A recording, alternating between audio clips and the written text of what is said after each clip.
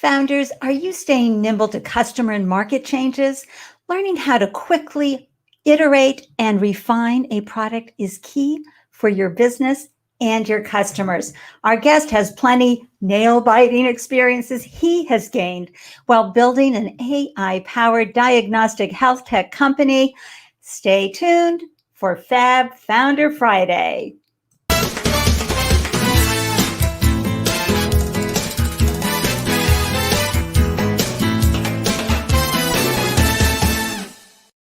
Hello and welcome everyone to the Startup Life Show. I'm your host, Ande, Lyons, startup coach to first-time founders. And after raising 4 businesses of my own, I now help newly minted owners sleep through the night by giving them peace of mind. And I am so delighted you carved up time to tune in and up your founder game. We learned so much from hearing other founder stories, right? And for those of you watching the replay, thank you for investing in you and your business. And be sure to click that subscribe button and the bell icon. Okay, thank you so much. I am truly excited to introduce to you a fave founder, our guest, Nikhil Sehgal. Let me tell you a little bit about him, okay? Here he is, Nikhil Sehgal, founder. After graduating with a mathematics degree, Nikhil Sehgal joined Wall Street, spending most of his time working within algorithmic trading teams, where he developed his passion for algorithmic science and artificial intelligence. Oh, that's not too heavy duty, right? Oh my gosh. Despite his meteoric progression on Wall Street, Nikhil always had a passion for applying AI for social good and decided to leave Wall Street behind to start his own company, Vastmindz, with a mission of improving health and wellness of the mass population using artificial intelligence. Please join me in giving a warm and delicious welcome to our guest today, the one and only Nikhil Sehgal. Woo! Hey, Ande. It's so, I love it, but I need to get one of those, definitely for myself. Well, I am so thrilled to have you here. Where are you tuning in from? I'm tuning in from London. It's actually pretty nice in London. It's pretty sunny. Of course, everyone's getting used to a new normal, but that's okay. Everyone seems to be adjusting pretty well. But tuning in from nice sunny London at the moment. I love that. And folks who are watching live, let us know where you're tuning in from. Show us in the comment threads. We'd like to do a shout out and say hello to you. And please use this opportunity, this live event, to expand your network. After all, who is going out into the world networking right now, one-on-one? I get so many great connections by hopping on other live shows like this. So please, pop your LinkedIn URL into the comment thread so other folks can grab it and connect with you.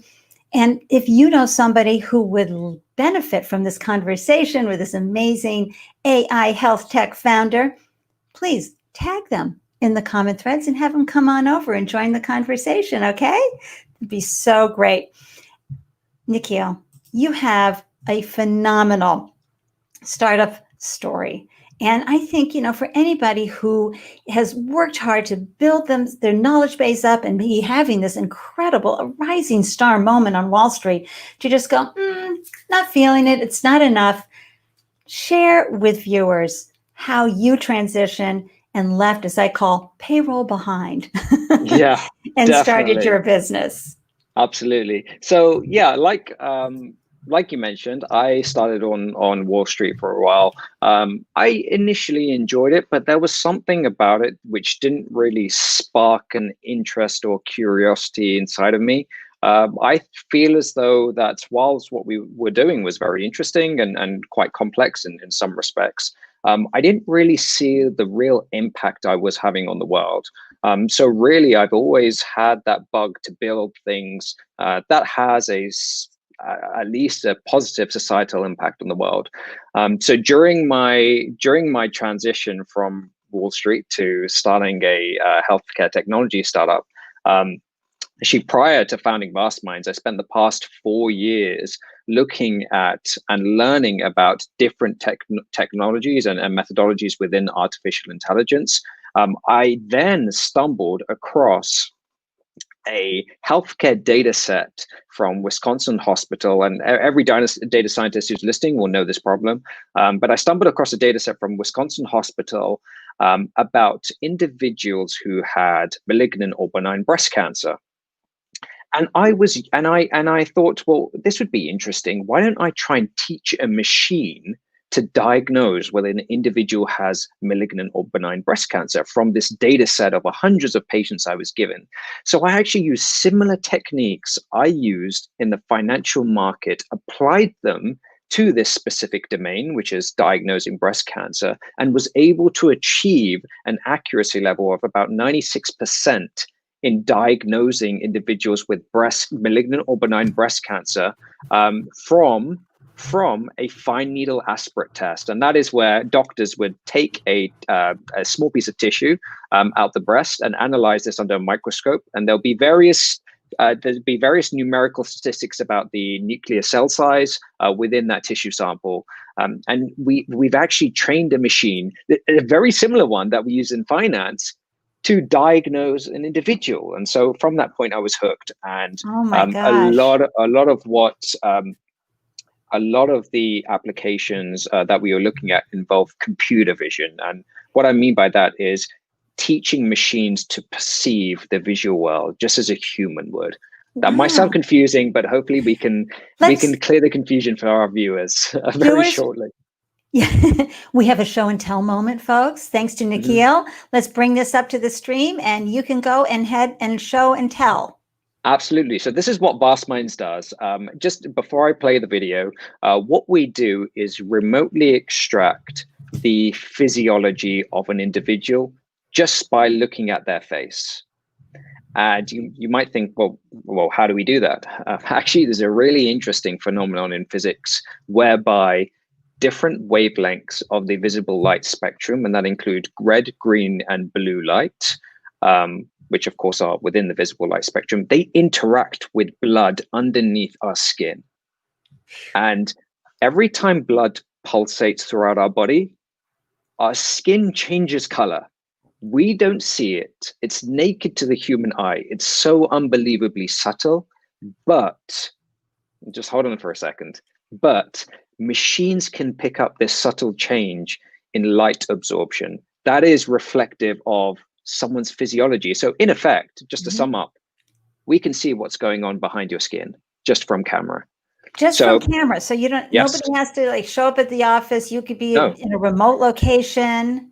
Exactly. This is all about, our mission is all about making healthcare more accessible. And if we can see what's going on with someone remotely without any need to go to a physical location, then we are fulfilling our mission, right? So I'm just going to go ahead and show you exactly what I'm talking about. Okay. So here you go. This is an application we've developed on an iPhone. And I'm going to go ahead and play it. What you can see is my face being broken down into a mesh. And you can see a white line, which is flickering here. Now that white line is the actual physiological change of that's actually light interacting with blood tissue underneath the skin of my face. Wow. So you see subtle changes in that signal. That's actually a physiological signal that's being emitted from underneath my skin. And within only a few seconds, we can pick up someone's blood oxygen level, which is really important for coronavirus, which I'll touch on in a second. My real-time heart rate, which is 67 beats per minute. My real-time respiration, my blood pressure. It will even pick up my stress level very shortly. This is, which I hope it's low in this video. Hopefully this one was low because I do like to practice meditation. So I think this was done in the morning. Yes, it's low. Good for you. So within only a few seconds, we can pick up 5 very important physiological features about an individual just by looking at their camera. That is it. And actually, for coronavirus specifically, it's actually really important to look at someone's heart rate, their oxygen saturation rate, and their respiration rate. And we actually devised a risk score based on what we're seeing there. What did you call that? A risk score. So we can actually risk profile. So we can see if someone may be potentially at risk of a viral infection. Wow. And the beauty of this is, again, let's take it back to Vastmindz, take it back to our mission of making healthcare more accessible. This can work on pretty much any smartphone in today's day and age. So every single individual who has a smartphone now potentially has the ability to gain a better insight into what's going on inside of their body. So just using this image for example. Yes, great. What do we do with that smartphone and scan it? I mean, whose phone? And the person takes their phone and scans their face? Absolutely. So the application is probably the most simplest application that's ever been developed. There's only one button. There's only one button you can press. And what happens is when the application is installed on your phone, you get to a screen whereby there is a start button. As soon as you press that start button, the execution or reading will last for about 120 seconds.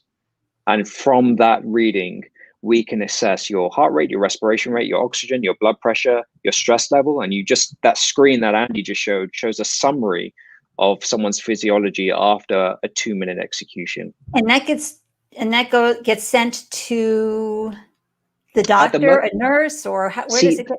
Who's doing it? Absolutely. So you have now, you not only do you have just an information about your physiology at one point in time. If you were to do this regularly and you fell ill, then you could show your doctor effectively your physiology over time, and they can see, oh, actually 2 weeks ago I just saw your heart rate spike. And therefore, there may be some cardiovascular condition that we need to look at. So your doctor already, by providing this information, you are helping your doctor give you a better assessment of yourself. Wow. And do you hope to go deeper in being able to provide more critical data? I mean, maybe someone is having a heart attack. So of course, or they're feeling, or stroke symptoms, maybe they have the wherewithal to do this. And also oh my gosh, I have so many questions. Yes. And how do you get the medical establishment on board for this as well? Absolutely. So let's go back to your first question. So whether we're looking at more features, yes. Definitely. So actually looking at stroke symptoms is one of our current research projects. So we're looking at whether we can detect whether someone is at risk from suffering from an atrial fibrillation event. And what that is you have an irregularity of your heartbeat. So your heartbeat doesn't beat. It beats irregularly. And that can sometimes cause blood clots, which if they travel to the brain, that can cause a stroke. So it can essentially be a precursor to a stroke. So we're trying to catch this early, and it's quite common and often goes unnoticed. If you are suffering from atrial fibrillation, sometimes quite often it goes unnoticed. So if we can catch these events, we have the potential to stop many stroke events, which, as you know, can be a lot more fatal. I just want to say, agree 100%, Blair Glazer. This is outstanding technology, especially if you live in the middle of nowhere, or you are not as mobile and can't get, or conditions outside are not where you want to be running out and going to the doctor's office. Okay, absolutely. So the next question is, go ahead. No. You were talking about medical establishment. Yeah. So our chief medical officer, who I think we just brought on board after we spoke earlier this year, Andy. We brought him on board, and he is quite a well-renowned medical scientist in the UK.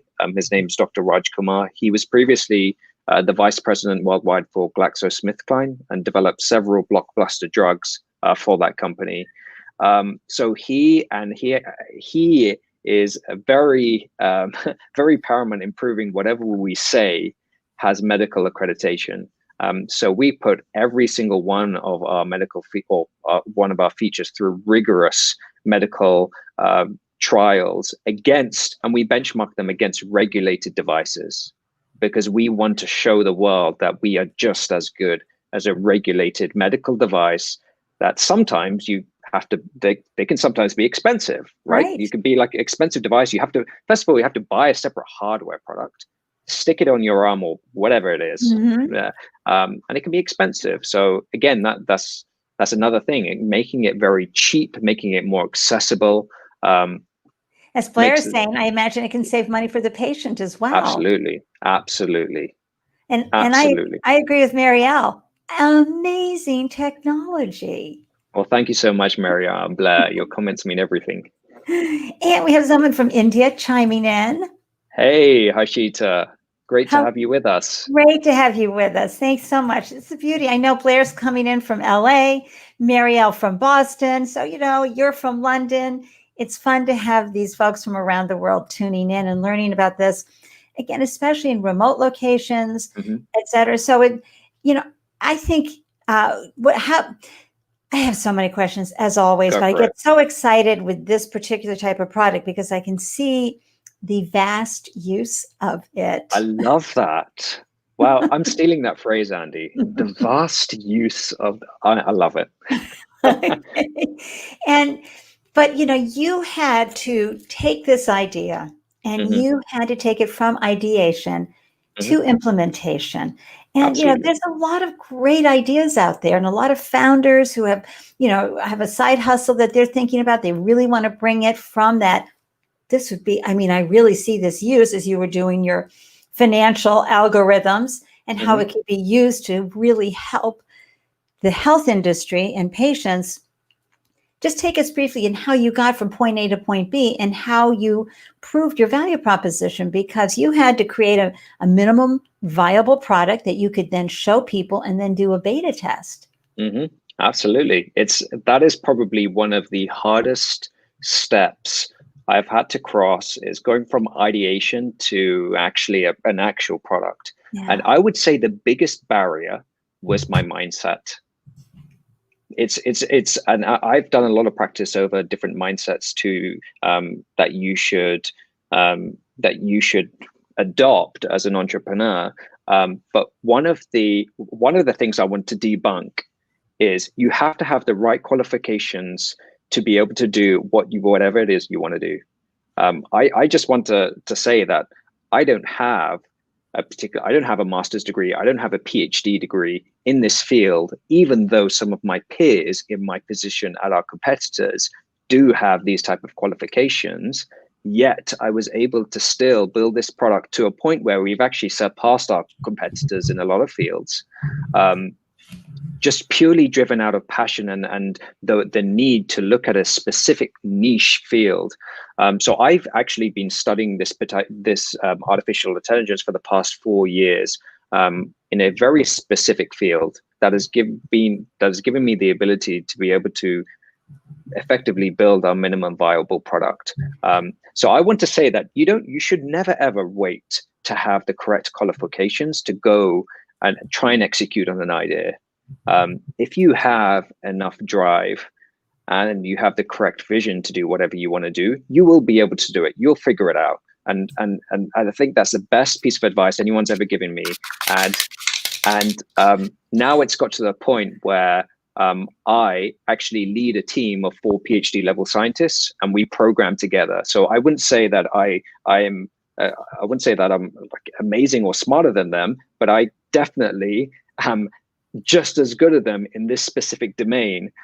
So it's just, again, reiterating the fact that you shouldn't be held back by your lack of qualifications in a specific domain, because if you really want to execute on an idea and it's something that means a lot to you, you'll find a way you'll find a way to do it. And at the end of the day, folks, being able to execute and implement is really the magic. Yes. and the core skill set.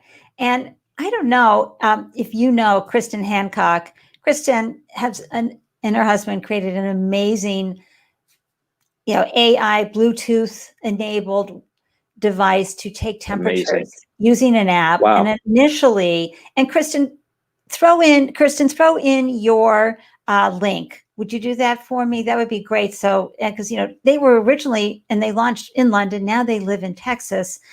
But it was, for parents who wanted to be able to track their baby's temperature while they were at work. So they had it in a pacifier originally. Absolutely. It was really, really cool. And so, yeah, Kristen, if you could throw up the link for your wonderful company, that would be great. And also to get back to, hold on, let's just say a quick hello. Hey, Dale from Self-Publishing. I'm bringing my game providers. Yay, thank you for tuning in. Here it is. It's bluemaestro.com, everybody. And for those watching the replay, go and check that out as well. Phenomenal product. So you created your MVP and you had to take it out to the world. Where did you start? Who did you bring it to? How did that happen? Yeah, so during the earlier stages of this year, we were initially targeting life and health insurers. So specifically within the UK and Europe, because we want to make life and health insurance more accessible. And the way to reach more people is through a medium with which they use pretty much every single second of the day, and that's a smartphone. So we were looking at how we can develop solutions that are underpin our technology, whereby you'd look into your smartphone camera for about 60 seconds and be underwritten on an insurance on insurance in seconds, and that gives the ability to and by the way, this is great for the insurer and the individual, because an insurer wants to keep you healthier.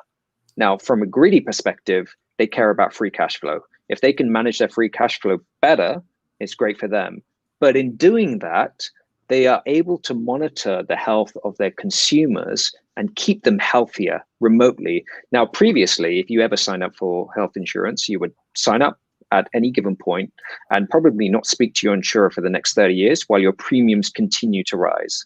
And there's been a lot of popularity within this space about being rewarded for achieving certain feats, and that's might be if you achieve a certain amount of steps on any given day, you get certain rewards. Like in I know Vitality Insurance, especially in the UK, you get cinema tickets. If I hit 10,000 steps a day, I get cinema tickets. Now, well, before COVID, I want those cinema tickets, so I'm going to hit 10,000 steps, and it just incentivizes you to keep healthy. And I think the world is moving towards that way. The world was already moving towards a way of keeping in touch remotely, getting better remotely, moving towards healthcare remotely. Of course, there's been an explosion in telemedicine applications. Right. So now, if I wanted to see a doctor, I'd probably have a video call with them. So that's another industry that we're targeting, because over this video call, we'll give the doctor the ability to see the real-time physiology of their patient over the line. Smartphone. I love that. And how many people here have had a video call with their doctor since COVID? Throw that into the comment section. Let us know, because I know in our household we've had a few as well, and that's what they're preferring. And imagine having that capability through Vastmindz to be able to do a quick diagnostic. And as you're proving your MVP, you are reiterating, you're refining your product, you're getting the feedback. How important is it to do this quickly? Because we can get so locked into our product, our way. How do you stay flexible as a founder to reiterate? Absolutely. And not only that, not only do you have to reiterate, but you have to stay lean, because you don't want to be burning capital on inefficient activities that are least likely to reap you revenue. You need to stay focused on specific activities that are most likely going to drive revenue for your startup in the short term. So we always have weekly catch-ups every Wednesday to make sure that whatever we're doing, that these are like the must-have features are always at the top of the list. And these will be features that are most likely to reap us revenue in the short term and most likely to have the most practical use for our clients. Now, there have been times where we've gone off track we've got caught up in our own little world and we thought, oh, this feature will be cool. Why don't we test it out? And then we start building towards that. And then we have to pull ourselves back and say, look, while this is a great feature, we can look at building this either when we have a little bit more revenue, or when we have a steady stream of annual recurring revenue, so that we don't effectively push ourselves into a point we don't go into a tangent where we're burning capital and we effectively don't have enough money to build what we were actually set out to build. So you can get caught up in going on different tangents, but we have weekly meetings every Wednesday to make sure whatever we are working on right now is the features and the dimensions of the products that are most likely to be used by customers. Again, you'll always have those tangents where you're burning capital on a completely different tangent, and you just have to bring yourself back and say, well, is this really a must-have, or is it a nice-to-have? And especially when you're trying to be lean as anything, you need to focus on must-haves. And I'm a big fan. I know you had Whitney on the Founder Live Right. previously, a couple of episodes before. But I'm always a big believer on focusing on one thing. I don't really believe multitasking exists. I've actually looked at the neurology behind multitasking, and it really does not exist. What you're actually doing is task switching. So I'd always say focus on one thing. And again, it has to be the must-haves, not nice to haves. Excellent advice for some of us who like to put low hanging, low value fruit Yeah. on and tasks on our to-do list. I'm very guilty of that. I learned a lot from Whitney on that, just focusing and setting aside that time. And you're constantly getting feedback from your customers. What's the process that you're using to stay nimble when customers say, okay, or whether it's the doctor, the insurance platforms, or the actual patient?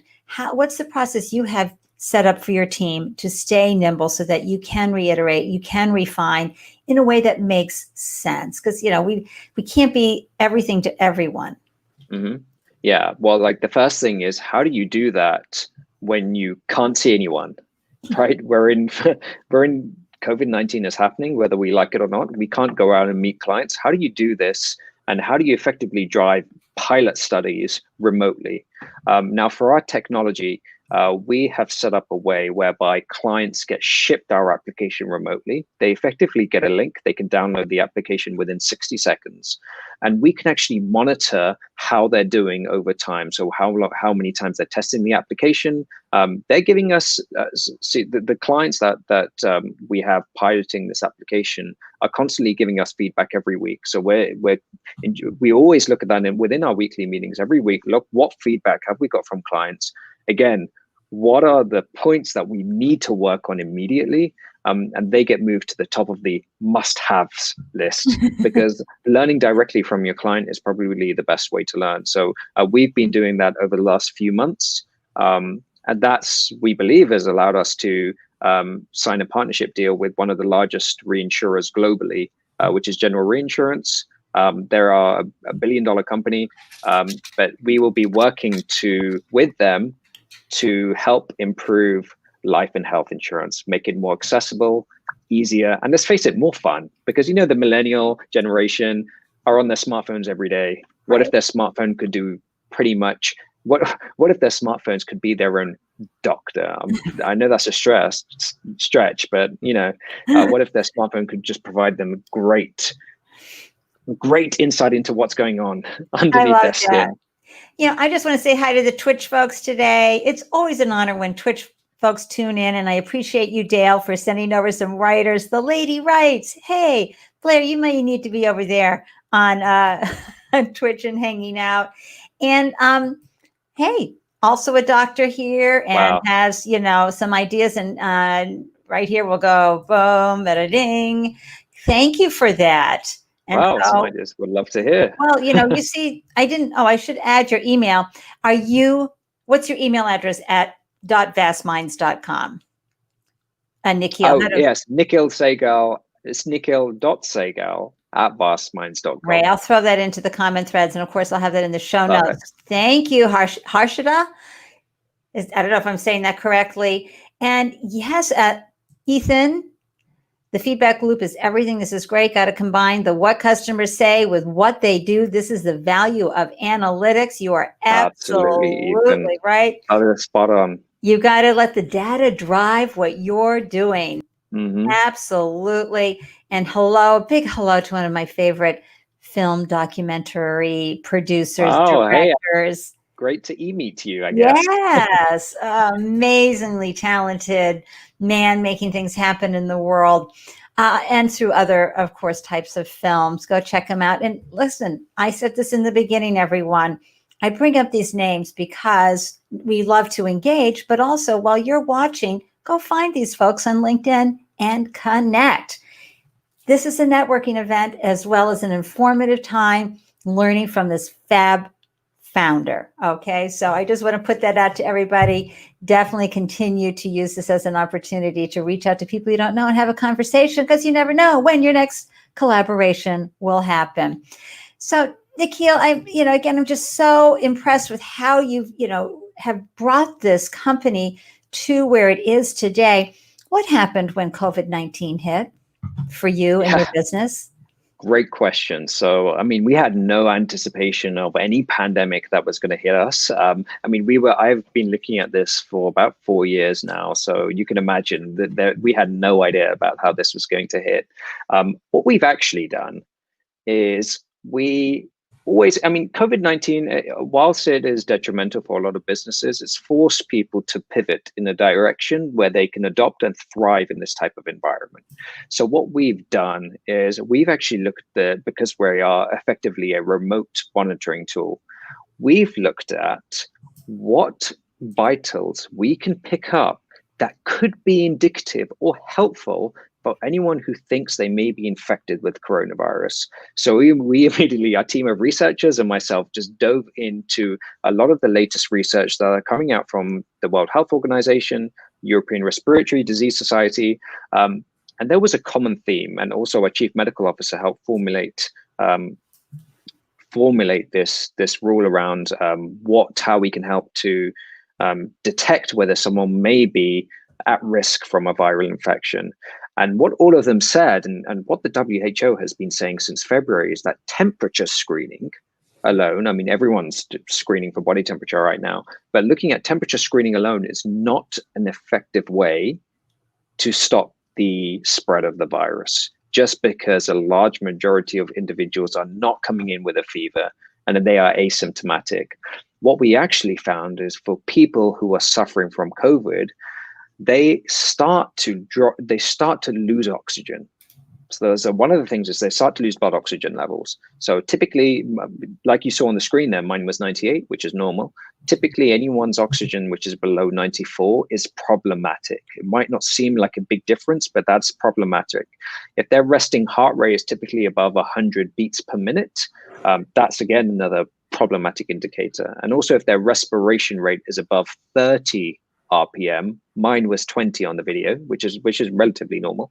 But if their respiration is above 30 RPM, again, these are all signs that are coming from ICUs about infected COVID individuals. So what we've done is during the 60-second that I showed you, we've changed our algorithms to look at those three features specifically and formulate a risk score as to whether we think you may be at risk from a viral infection. And everyone always asks me, well, do you diagnose COVID? I'm like, listen, we don't diagnose, but we can definitely give you a better indicator on whether you may be at risk. And an interesting use case was a couple of weeks ago, I had a viral infection. It wasn't COVID, thankfully. I actually had a lymph node infection and I felt okay, but I thought, let me just take my smartphone out and look at what's going on. My stress was very high. My heart rate, I was just sitting normally, but my heart rate was 109 BPM. In the video, you saw it was 64 BPM. I mean, I didn't feel like I was panting, but only my respiration rate was around 27, so close to problematic. My oxygen dropped a little bit, but what's interesting is I can think I don't feel very well, but how do you know? Right. And really, my like, blood how do you pressure would have quantify gone that? right up too as I look at those results. So Yeah. I can see my blood pressure skyrocketing. What? Exactly. So we've adopted now to look at ways we can help potential clients stop the spread of COVID-19 by remotely monitoring employees for their risk of suffering from a viral infection. Wow. And how handy for the consumer, to just be able to go like you did. I wonder how I'm doing. And especially those who are post-COVID. Yes. One of the most common side effects for folks after COVID, the actual 2, 6, whatever, how many weeks, is this elevated heart rate, a sitting heart rate of very high. And, exactly. how do you monitor that and how do you not freak out and be running to the doctor all the time? Yeah, and it's important to collect a lot of longitudinal data. So that, I mean, data over time, because when you go to a doctor and they measure your heart rate and they say, oh, it's 80 BPM, that's about normal. Well, actually, 80 might not be normal for you. you may have but the doctor doesn't know that. How can the doctor know you? Can't rewind time and go to every single day and measure your heart rate to know Oh my what's gosh. So normal. you've already tabulated, you've already created this historical data. Because Yes, anybody who's had correct. any heart challenges, no, they send you home with that machine. You got to Yep. wear it all the time. That's another thing that I think would be Mm-hmm. great, is that if you, instead of having to wear that, you could just be constantly testing your body and sending that information back. Mm-hmm. Oh my Absolutely. gosh. I'm seeing, everything. I'm seeing the future right here. Nikhil, you know how we saw as Ethan, I called it, it's Anthony. I definitely need one of those. Folks, just so you know, Ethan has an amazing, Ethan, throw the URL for your company in here. He is the AI guy, right? Yeah. Nikhil, Absolutely. I've spoken to Ethan before, and he is amazing. Some of his insights, he's such a forward-looking individual. I just had an amazing conversation with the last time. And Ethan, we got to catch up again. I love that. And hey, folks, this is the beauty of doing live, is you get to see friends in the comment thread and say hi. And again, for an extrovert, it's really nice to be able to say hello and connect with all of you and hear how you're doing and just see you. It's just wonderful. Okay, so COVID-19, and you've been. Has anybody taken it on? Have you been able to land any contracts as a result yet, or is that what you're working on?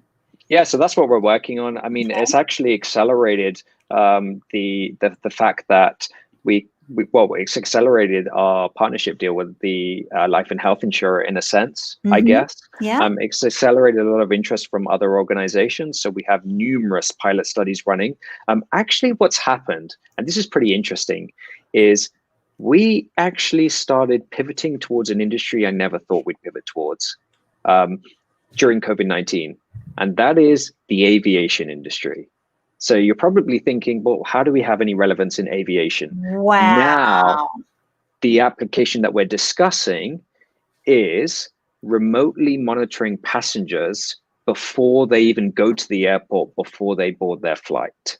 Oh my gosh. So it's like you have to be open to when something like this hits, which is unexpected, you have to be open to pivoting to other opportunity areas. I never ever would have thought we'd be piloting our application with some quite big established airlines, but that's happened, and that is just an example of pivoting towards specific opportunity areas when the time hits. Yep, and refining and doing everything else. Speaking of Ethan, everybody, he has a great question. Anybody watching, pop your questions into the comment stream for Nikhil. In remote monitoring of health vitals, what are the privacy challenges? And he goes on to, so important. Will there be an opt-in? Something like that. Absolutely. Just like Ethan said, there will definitely be an opt-in. So, I mean, the really goal of this application is to keep the patient more informed. So it's for yourself more than anyone else. And you, of course, you have an opt-in to share your data with a doctor. That could increase the likelihood of you getting a better diagnosis for any specific condition that you may have. Because if a doctor knows your longitudinal data or your historical data over time, they can just make a more accurate assessment of particularly what you might have. So this is the privacy. We haven't run into many privacy challenges because our mission and our message is always for the consumer. This is for you. This is for you to get to know yourself better. Of course, when we are of course a B2B startup. So this is the message that our clients send to their customers. But what we're seeing, especially in life and health insurance, is individuals are more than willing to opt in because individuals who are especially getting better over time want to see those rewards from the insurer that reward them, whether this be in low premiums or low. And we know this reward system works because the gentleman, Michael Dermer, I had on the show, folks, you may recall, from the founder of The Lonely Entrepreneur, that's his business that he built. It was all on rewarding people for staying healthy. And so, we know that's a business model that works and has great success tied to it. And, the insurers are always looking for ways to keep you healthy and keep their costs low and keep you the doctor's office and all those high expenses. For sure. So where do you see AI going? I mean, we talk about artificial intelligence all the time. I'd like to first know, where is telemedicine AI heading, and where do you see Vastmindz in the mix-up with competitors, et cetera? Absolutely. So, I mean, telemedicine has grown exponentially. I mean, before COVID-19 hit, that industry was growing at around 20% per year, expected to reach over $64 billion in 2025. I think the pandemic has only increased the rate at which that industry will grow. I think that AI will span not only across healthcare industry, but other industries also. But healthcare, of course, is the industry that I'm passionate about, and it's the industry where I'm trying to drive change with AI. One important thing which I think should be noted is that I never think AI can replace a human or a doctor. I know there's a lot of concern around AI replacing jobs, and I just don't think that is possible, not in this day and age, not until we achieve artificial general intelligence, which I believe Ray Kurzweil, who's a great forward-thinking author, he thinks we'll achieve that in maybe the next 20 or 30 years. But that is effectively when machines gain consciousness. So the machines that we're building, when they're able to rewire their own, well, in a sense, yeah. But I see AI being used as an assistive tool. So in a healthcare setting, it'll be used to assist the doctor to make their lives better. I think a lot of doctors are exposed to a lot of tedious tasks that make their job less engaging with the patient in some respects, and also bringing the emotional aspect of healthcare back into the mix with the use of robots doing most of the heavy lifting is definitely a future that I want to see in healthcare. Yeah. And, and talk a little bit about the ability for Vastmindz to reach a vast audience. So someone could be, maybe even hiking in the middle of nowhere and think to Elon Musk when he launches all the 9 million satellites, right? Yeah. They can get access on their phone. Something has happened. Maybe they've injured themselves. They're not feeling well. People can then do a quick scan. You're fine. Here's what you need to do. Gosh, I'm thinking Star Trek too, aren't you, audience? Dr. McCoy doing that. Yeah. So reaching a vast audience now, because this is exactly why we started Vastmindz. Our technology is so accessible. It literally can be deployed, and it's accessible to anyone with a smartphone. That is the simple bottom line.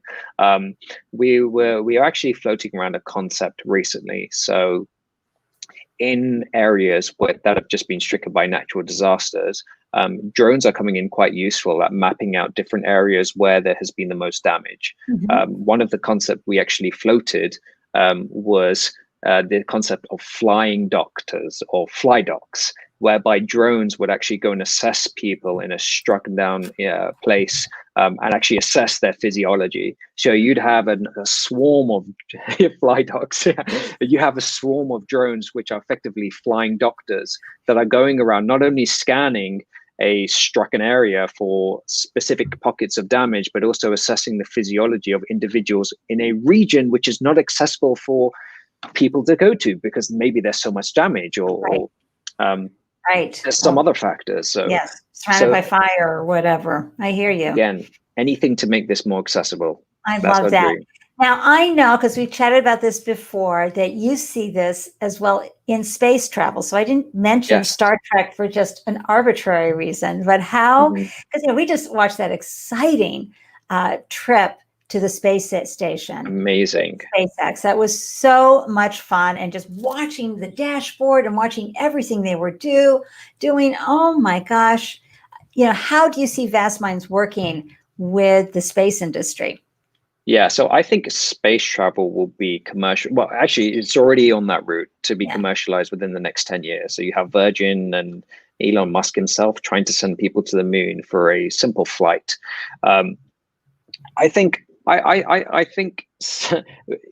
it's really uncertain what can happen in space. People can react differently. Astronauts who go out into space right now have been trained for years to be able to handle these specific environments within space. But there's something that happens which is interesting. So like someone's physiology can change in space just because as you leave the Earth's electromagnetic field, the microgravity can cause some interactions with your physiology. One interesting thing was a case where astronauts were suffering from a feature that we're actually looking at, atrial fibrillation, which could be a precursor to a stroke. So looking at an individual's physiology during a space flight as you go out of the Earth's electromagnetic field into what's called microgravity, that's quite important because if you do catch any anomalous spikes, like if someone's resting heart rate was to spike or someone's respiration was to increase, that may often go unnoticed, or someone's blood oxygen level was to drop suddenly.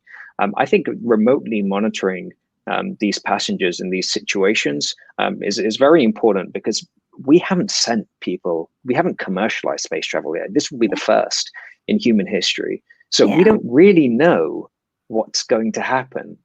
So it's better that we have all the tools at our disposal to stop anything disastrous happening. And it's one thing if you've got this fancy schmancy space suits on and all of that, but you're right. Yes. When we transition to commercial flight, and of course, I would think everybody's heart rate and blood pressure would spike as they take off for the first time. Potentially, yeah.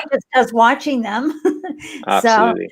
So I think that once they get out and now you have the non-gravitational circumstances and you're able to apply that to the AI and to the scanning for just everyday folks. I just think that is going to be maybe one of the features that you get when you get your ticket, or one of the, hey, this is what you want to have on your trip.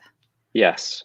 Yeah, absolutely. I mean, Elon Musk is looking to colonize Mars within the next 10 or 15 years. I mean, how are our bodies going to respond on Mars? Well, we don't know. We've never been there, so it's better we have all the tools at our disposal to ensure that we stay healthy on a completely different planet. So, Nikhil, our pal Ethan has a great comment here. People use the term artificial intelligence when a better, more accurate term is machine learning. I could not have put that better myself, Ethan. That is so accurate. Comment on that, please. Yeah, so AI really encompasses everything. Machine learning, and Ethan put it perfectly there. Machine learning is the art of teaching machines, and it's really a statistical art of teaching machines to learn from historical data in dimensions that are beyond what humans can think of. So we can typically think in, as humans, 3 dimensions, but when you have a problem that's framed in 1,000 dimensions, I can't even visualize a 1,000D image. I can at most visualize what a 3D image looks like. But when you go into 1,000 dimensions, weird things start to happen. And we simply can't visualize that. And so machine learning is very good at looking at high dimensionality data and driving correlations between that data to provide insights about specific things. So in the first application I talked about when we were looking at breast cancer, that was a high dimensional data set. There were over 15 different things that an individual would have to look at any given time to make a diagnosis. So machines are very good at looking at thousands of different features in parallel to make an inference about what's happening based on historical data. Humans are, unfortunately, as humans, we're limited to analyzing things in low dimensionality. I can't even imagine a 5D image, let alone a 4D image. I know a 3D image is maybe a cube or what we see in real life, but what is 4D? Yeah, we don't really know. Not even in my dreams. I agree, Ethan, 100%. Nikhil is awesome. Oh, Ethan, you are awesome, dude. And I think too that right here too, another great comment from Ethan. Ethan is, the amazing thing is that the tech is here. FlyDoc is an awesome concept, and it fits in perfectly what you guys at Vastmindz are looking to do. Love that. That's a thumbs up, by the way, from a smarty pants times 1,000. Ethan is definitely the smarty pants that I've come across. And then I just want to throw this up because those of you watching and who are very curious, it's Ethan Anthony on LinkedIn. You definitely want to connect with him. Okay. But here's another great thing. This is a great use case for Vastmindz and machine learning. With sufficient data, it could become possible to assess the statistical likelihood of various occurrences. So this is great. So Ethan just brought up a great point here. So we have not commercialized space travel before. So we need to be able to learn about certain things. So it could be even like a feature that we could learn about is the thrust of the specific engine, the speed of a space flight, and we can learn about different factors, or the point at which we leave the Earth's electromagnetic field, the duration of the space flight. We need to be able to collate all these data sets to make a high dimensional inference about what's going on. So using machine learning, what I like to describe machine learning as is effectively like a baby. It learns from example. So you have, if you look at a neural network, for example, which is effectively trying to model the synaptic connections of the human brain, the way it learns is by making predictions and adjusting itself based on how wrong or how far it was away from the truth. Beautiful. And so if I'm a baby and I've been shown a picture of a cat and I, for the first time, think it's a dog, and my mum or dad says, this is a dog. The next time I see a similar looking picture, I'm going to be like, yeah, that's a dog.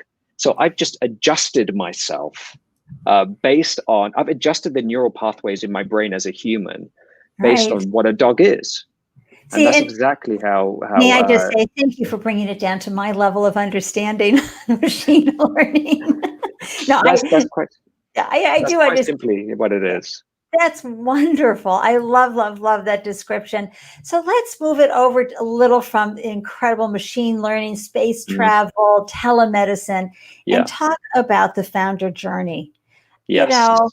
Founders that are watching, no matter what kind of business you have, a food business, service business like mine, or a smarty pants machine learning company like Vastmindz, we still have to come to terms with the life that we have as a founder.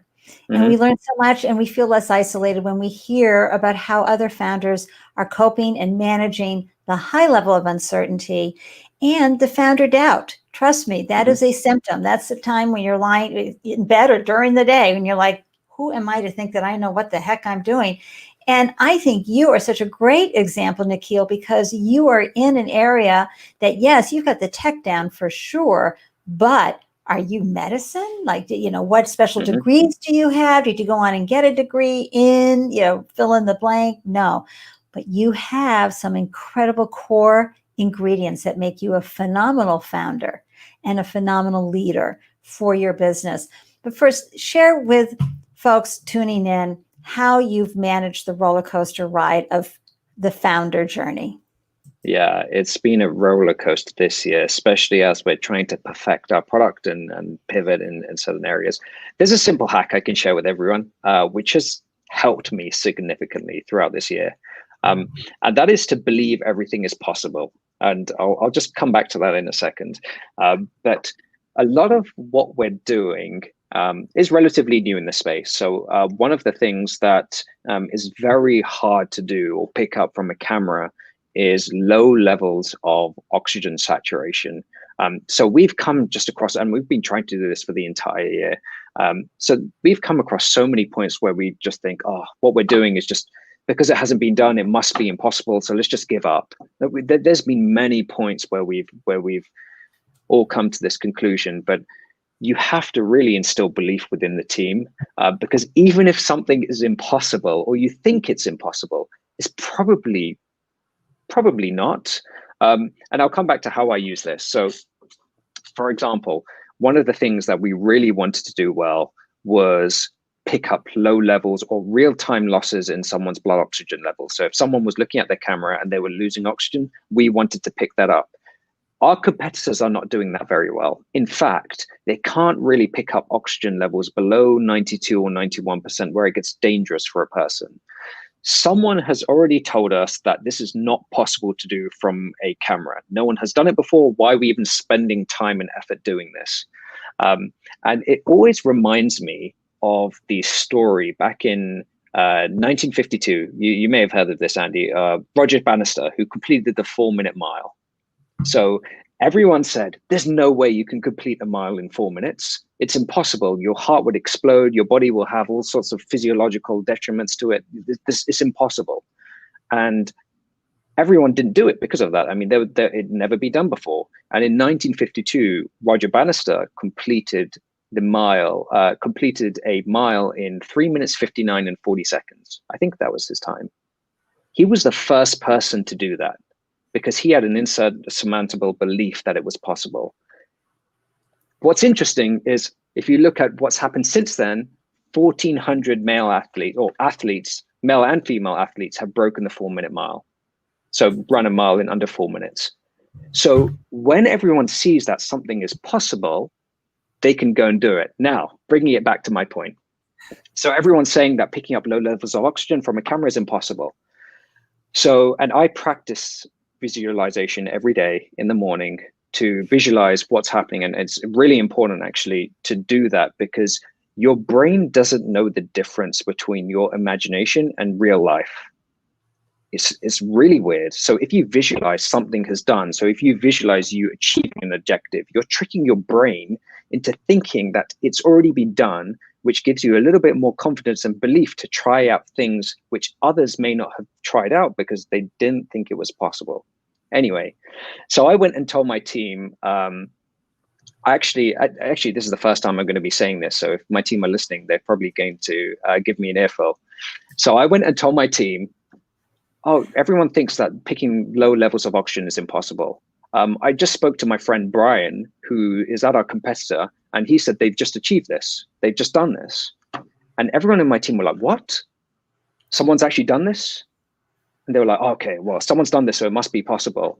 And I was like, yeah, I've spoken to Brian. He told me he's already done this. This has been achieved. The whole team went back. For a few months, they actually came up with a solution. There was no Brian. I made it up. There was no Brian who'd done this, but given the belief, the insurmountable belief they had that someone had already done this, we'd actually come up with a solution to pick up low levels of oxygen. And actually, we only achieved this a few days ago. Oh my gosh. That is such a great story. Come on, everybody. That is like leaping. Right? It just proves that there are very little things in this world that are impossible. If you do think that things are impossible, there's actually techniques you can do to trick your brain into thinking that things are possible. It's like when people talk about the law of attraction, I'm always interested in the neurology behind law of attraction. I mean, why does it work? Why, if we think of something, why does it appear? It's not some kind of voodoo trick.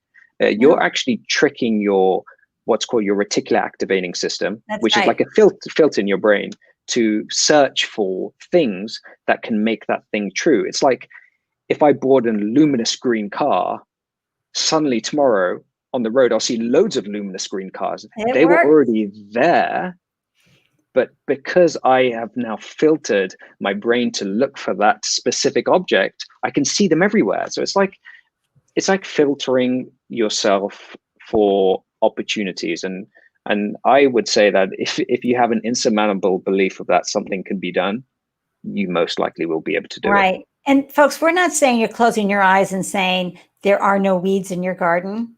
Okay. Yeah. You got to go out and pull those weeds. What Nikhil is saying is that in order to activate this part of your brain that solves problems, you have to give it marching orders.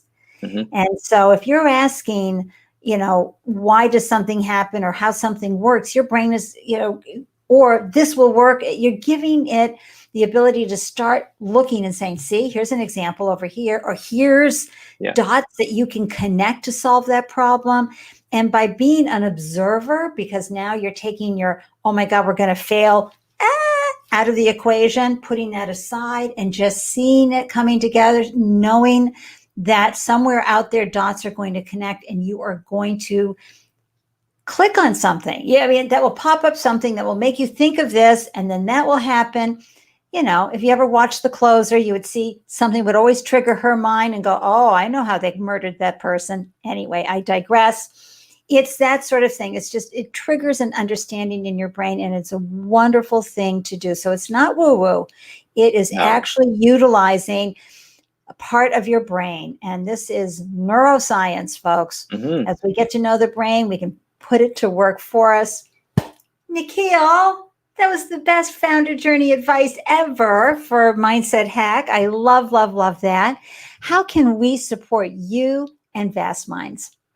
So we're actually going to be pretty active on LinkedIn over the next years. I think one of the best ways for anyone to support us is just get in touch with me if you're interested. You're interested in learning about you're interested in learning about our journey. You're interested in maybe potentially joining our team at some point, or you're just interested in just learning about more of what we can do to help the world or make healthcare more accessible. Just please reach out. I am so open to discussing new things with different individuals. If anyone put like 15 minutes or half an hour of my time to discuss any particular problem or just to have a great conversation, I am more than open to having that. So really the way to support me is see how I can support you. How can I have a great conversation with you? How can I help you in any particular, especially for the founders that are listening who think that they are not qualified enough to execute on their vision? How can I help you debunk that myth? Because that's really something that I struggled with for a while, going up against PhD level scientists, which are amazing, by the way. I really, truly respect anyone who can get to that sort of academic ringer, but that should never, ever stop you from executing on an idea, even though most of the people have qualifications in that field. So I love it. Anything I can do to help. And he means it. You reach out to him. I put his LinkedIn, for those watching live, I put his URL for LinkedIn into the comment threads. It'll also be in the show notes for those of you watching the replay. I just want to say hi to a local goddess who has an amazing business. Woodline, how are you? Do you see those beautiful dolls in her hands? I do. Yeah. She has a company called Fusion Dolls. They're so amazing. And I want to share this wonderful comment from SN. Possible was once impossible until someone dared to make it possible. Period. End of story. There you go. Brian, mind hack. If something seems impossible, it must be possible. Right. And then Kirsten loved the mindset. Anything is possible. Never give up. You have been a phenomenal role model, Kirsten, on that front as well. It has been such a treat to have you here and have you live. Thank you so, so much for joining us and sharing your generosity and your insights on this amazing business of yours, Vastmindz. Thank you so much, Nikhil. No, Andy, the pleasure is always mine. And, I've been meaning to come to Boston for a while now. Hopefully after this all cools down, we can definitely meet in person, because you have the energy and the aura that I want to try and spread to everyone here. So thank you so much, Nikhil. Thank you so very, very much. I can't wait to get to London and see you. Absolutely. I mean, you're really just across the pond, so that'll be a delicious moment.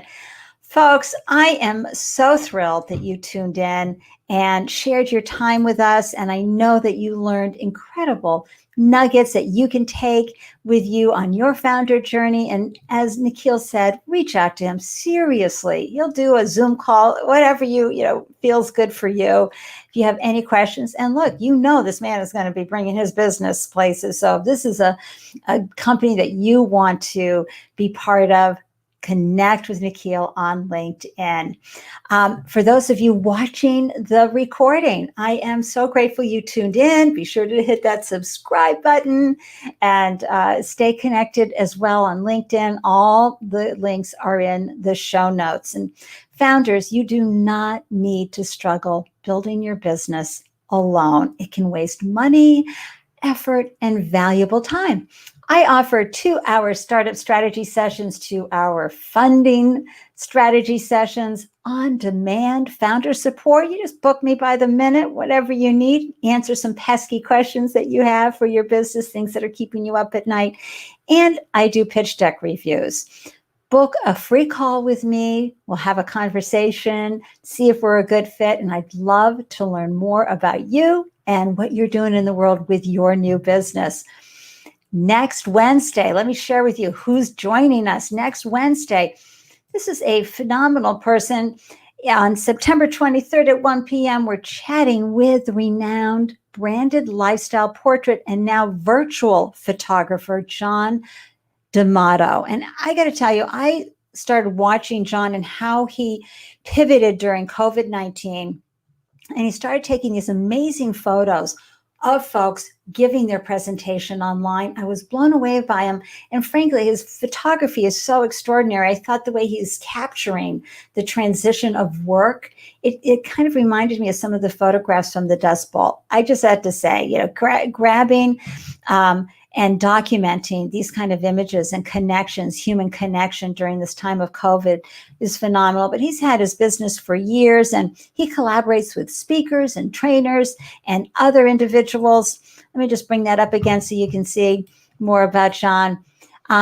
He's all about creating that emotional connection with their audiences through persuasive visual storytelling. So that's next Wednesday, 1 p.m., September 23rd. I hope we see you then. Links to the show are in the show notes. In the meantime, founders, I got to tell you, I know this journey has its highs and its lows. Stay focused, stay strong, and please remember, you've got this. You really do. And let's connect offline, okay? Somewhere, somehow, on Twitter or any of the other platforms. I'd love to be part of your network as well. Take care, everyone. Have a great, delicious day. Bye.